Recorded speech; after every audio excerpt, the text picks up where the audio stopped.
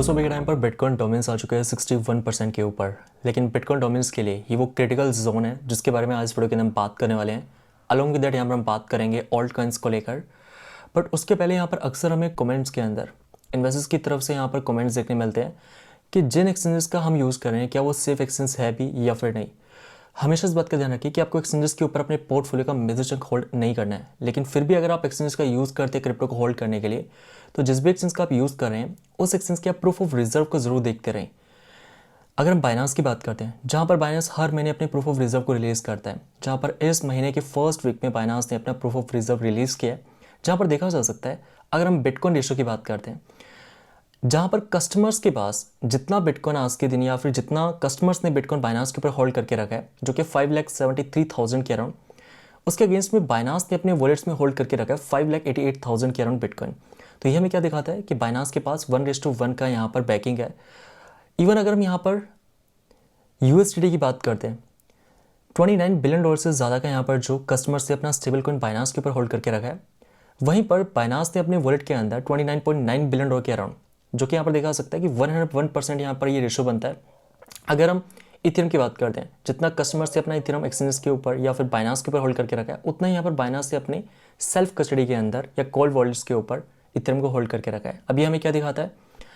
कि जिस भी एक्सचेंज के ऊपर आपको 1:1 की बैकिंग देखने मिल रही है, इससे आपको यहाँ पर क्लैरिटी मिलती है कि अगर किसी एक्सचेंज के ऊपर आपको 1:1 की बैकिंग देखने मिल रही है, इट मीन्स उस एक्सचेंज के ऊपर आपका फंड सेफ है। लेकिन अगर हैकिंग होती है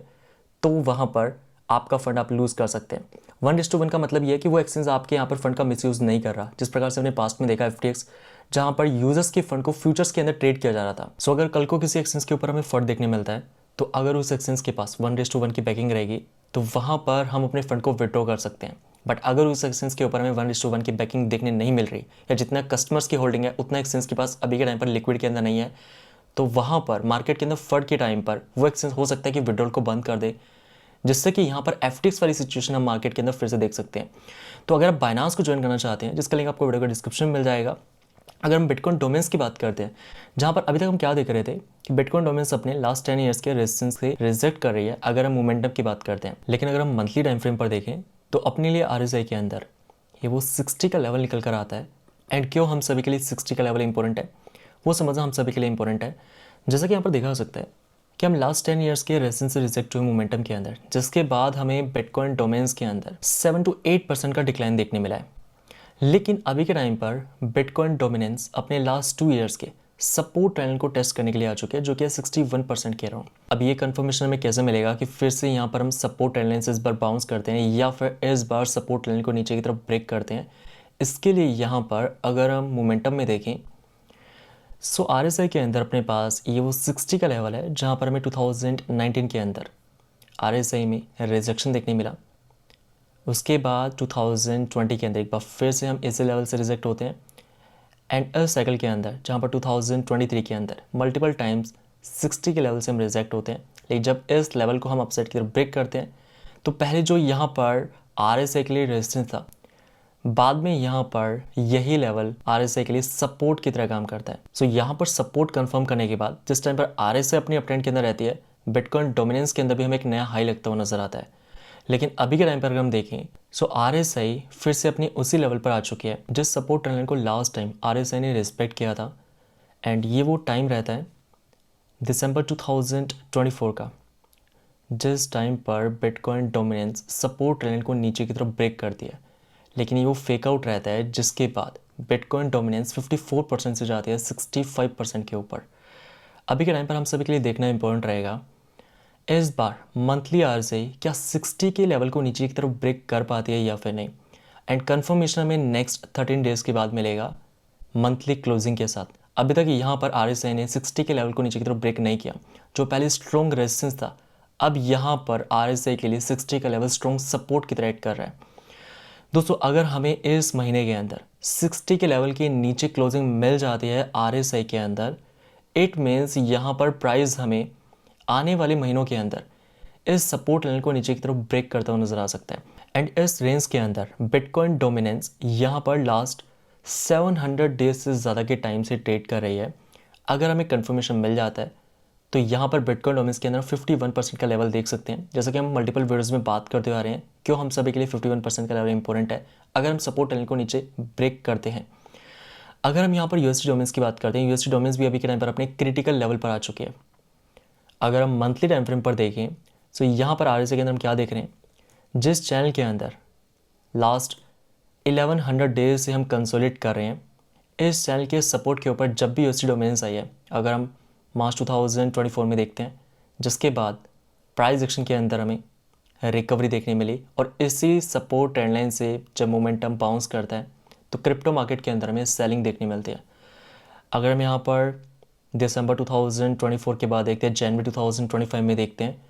जब आरएसआई फिर से अपने सपोर्ट को टेस्ट करती है, जिसके बाद फिर से हमें इंक्रीमेंट देखने मिलता है यूएसडी डोमेन्स के अंदर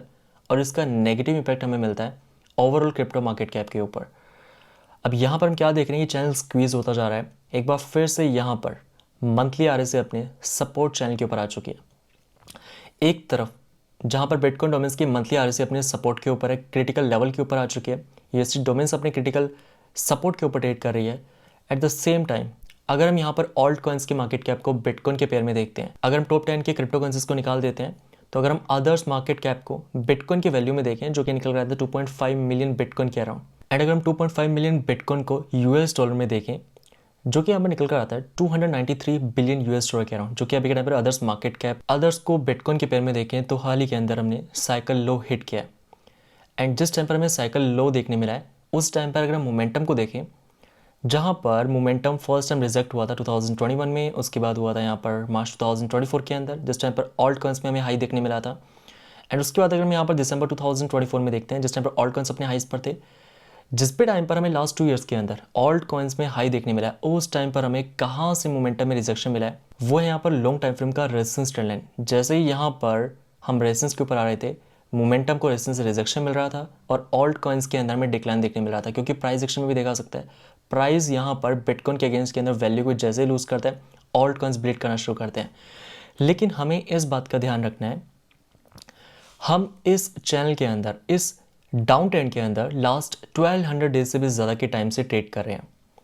लास्ट टाइम हमने 2019 के अंदर अपने डाउन ट्रेंड स्ट्रक्चर को ब्रेक किया था, जहाँ पर पहले हमें कंफर्मेशन देखने मिला था मोमेंटम के अंदर, एंड अपकमिंग मंथ्स के अंदर इसका इंपैक्ट हमें प्राइस एक्शन के ऊपर भी आता हुआ नजर आया, जहाँ पर प्राइस अपने रेजिस्टेंस को ब्रेक करता है। पहले हमें कंफर्मेशन मिला था आरएसआई में, देन प्राइस एक्शन के अंदर। इसी प्रकार से अभी के टाइम पर देखा जा सकता है कि एक बार फिर से यहाँ पर मंथली आरएसआई अपने रेजिस्टेंस के ऊपर आ चुका है। दोस्तों यहाँ पर जैसा कि वीडियो के स्टार्टिंग में बात कर रहे थे कि अभी बिटकॉइन डोमेन्स अपने क्रिटिकल फेज या क्रिटिकल सपोर्ट के ऊपर ट्रेड कर रहे हैं, क्योंकि यहाँ पर हम क्या देख रहे हैं कि bitcoin domains USD dominance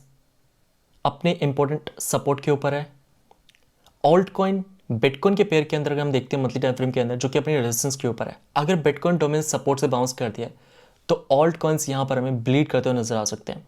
but अगर हमें 60 के नीचे कंफर्मेशन मिल जाता है, इट मीन्स यहाँ पर अदर्स बिटकॉइन के पेयर में, ऑल्ट कॉइन्स बिटकॉइन के पेयर के अंदर अपने लास्ट 1300 डेज के डाउन ट्रेंड को अपसाइड की तरफ ब्रेक कर सकते हैं, और ये कंफर्मेशन हमें मंथली क्लोजिंग के साथ देखने मिलेगा। यहाँ पर अगर हम बात करते हैं इथीरियम को लेकर, सो अभी से कुछ टाइम पहले हमने चैनल के ऊपर डिस्कस किया था 25 अप्रैल के अराउंड, जिस टाइम पर इथीरियम ट्रेड कर रहा होता है $1700 के अराउंड। एंड इथीरियम के अंदर ये मंथली टाइम फ्रेम के अंदर चार्ट रहता है, जहाँ पर हम हिस्टोरिक लोस पर ट्रेड कर रहे होते हैं आरएसआई के अंदर, एंड ये वो सपोर्ट रेंज रहती है आरएसआई के लिए, जहाँ पर हर बार हमें बॉटम इसी रेंज पर देखने मिला है। एंड अभी हाल ही के अंदर हमें इस सपोर्ट ट्रेंड लाइन से बाउंस देखने मिला था, और हम जिस एरिया को वॉच कर रहे थे मोमेंटम के अंदर, वो था यहाँ पर लॉन्ग टाइम फ्रेम का रेजिस्टेंस। जिस टाइम वीडियो में रिकॉर्ड कर रहा हूँ, इथीरियम का मंथली आरएसआई अपने रेजिस्टेंस के ऊपर आ चुका है।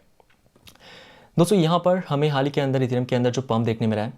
इस पंप के अंदर मोमेंटम अपने 2021 के डाउन ट्रेंड रेजिस्टेंस के ऊपर आ चुका है। 1500 डेज हमें कंप्लीट होने लगे हैं इस डाउन ट्रेंड के अंदर। और अगर हम यहाँ पर लास्ट 2 ईयर्स में देखें तो यहाँ पर हो क्या रहा था, 2024 के अंदर मार्च में जब हमें टॉप देखने मिला ऑल्ट कॉइन्स इथीरियम के अंदर, उस टाइम पर मोमेंटम रेजिस्टेंस से रिजेक्ट करता है। उसके बाद हमें रिजेक्शन देखने मिलता है नवंबर दिसंबर के around last year,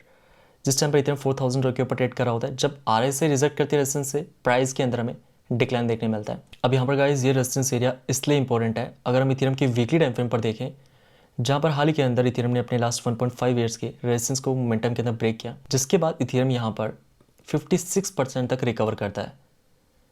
but conformation में पहले कहाँ देखने मिलता है, मोमेंटम के अंदर।